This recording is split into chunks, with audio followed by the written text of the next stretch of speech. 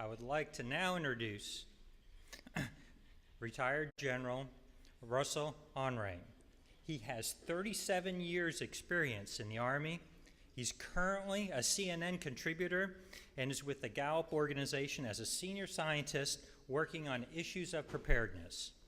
Many of you may remember General Honore as the commander overseeing the military relief efforts after Hurricane Katrina. He has written 2 books, one about survival, creating a culture of preparedness, and a second one about leadership in the new normal. Both of these are available for signature at the Muscle Wall booth. Please welcome General Honore.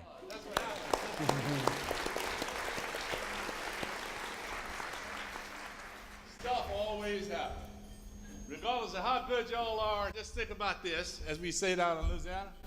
As you sit here today, there are planning zoning boards back in your county drawing up some stuff that don't make no sense. And they're probably putting another damn development in a flood zone. And they're all volunteers because they're doing it for the economy. Ladies and gentlemen, that is the challenge we're faced with today in America.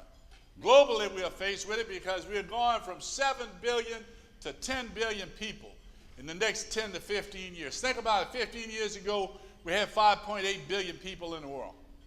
This growing population need more space, and everybody want more stuff. All that put pressure on this precious thing you're trying to control called a flood zone. And again, the biggest enemy of the flood zone is those county planning commissions. And when you're bored, turn them on. Many counties have them on at night, and you can see them in there talking, and they look like they're doing the people's work. But they're all about creating the economy. I look forward to seeing you later today. I'm down at the Muscle Wall booth. If you would like to talk, come by, and we can chat for a little bit. This is how you get a hold of me, and we'd like to follow up with anything. But thanks for the opportunity to come here today, courtesy of Muscle Wall and AECOM at this great lunch. How about a big round of applause for AECOM? That's a great lunch. For those of you who worried, I got 3 slides. That's 1. Slide 2. This is what happens when we don't get it right. We get people inside the flood zone. In this case, over 250,000 homes underwater. It can happen any place in America. Now, let me show you this other thing. The next slide and last slide. I only got 7 minutes. To those of you that are geographically challenged, this here's a map of the United States of America.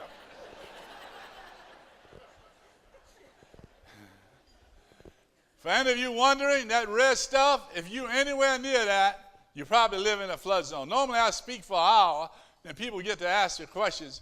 And far and behold, when I'm in these big cities with a lot of these intellectuals and big business people, somebody will ask the question and said, General, how do you know if you live in a flood zone? I said, one indication, ma'am, if you see water from your house, you're probably in a damn flood zone. Agree with me?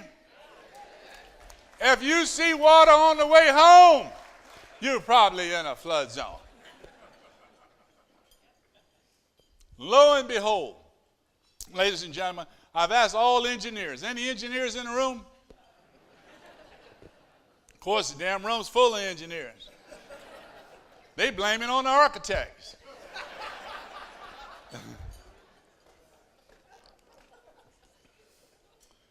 To take a pledge today.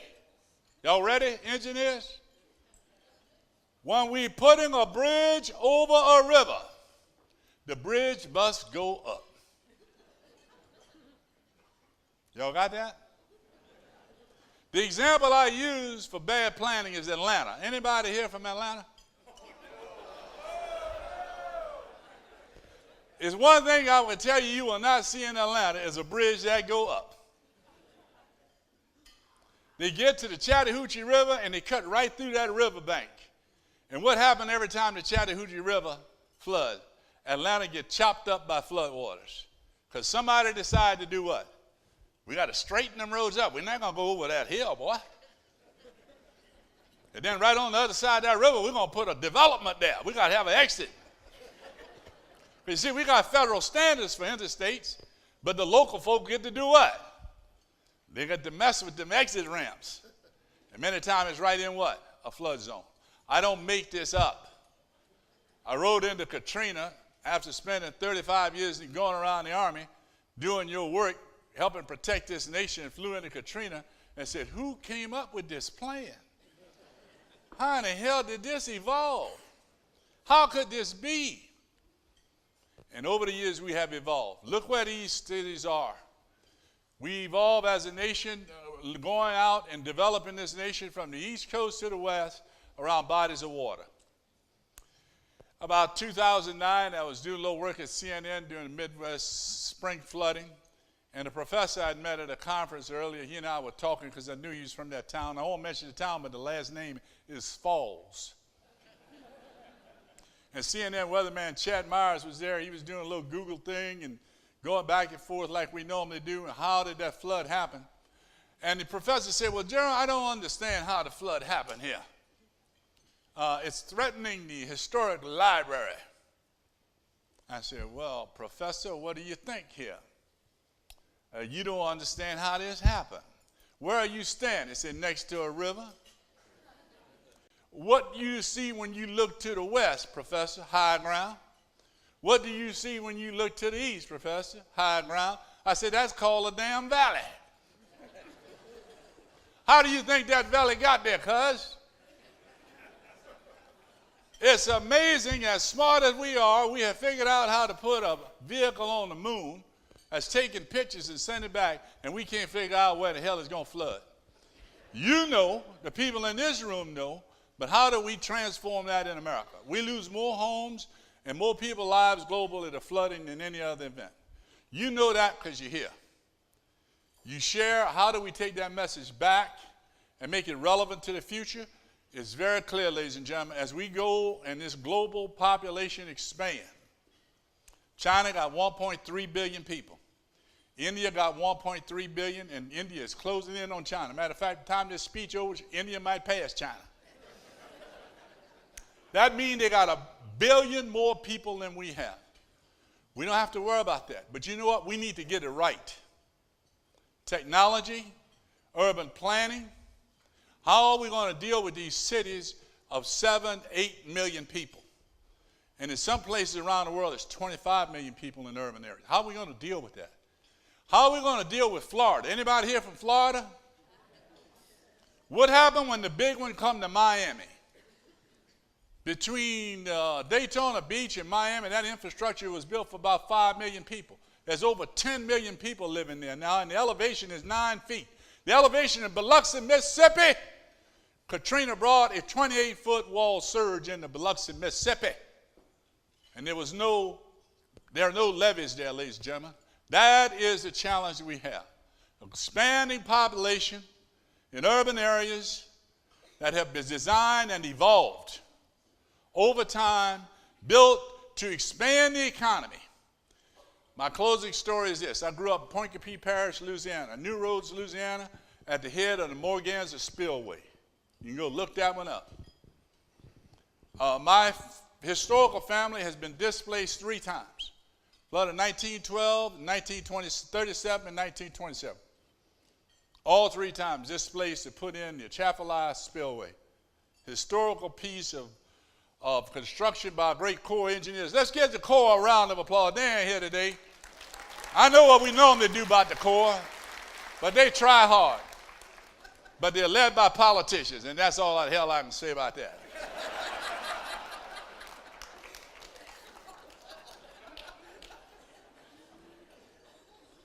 Ladies and gentlemen, you have a challenge. How are we going to deal with this global expanding population? If we don't get it right, the rest of the world will look to us. We can develop that technology. We can export that technology. We can be the leader. This is something we can export. The knowledge of how we live in harmony with water. Because the book, my last book is Leadership in the New Normal. I pretend in there that future wars will be over water. It will not be over oil.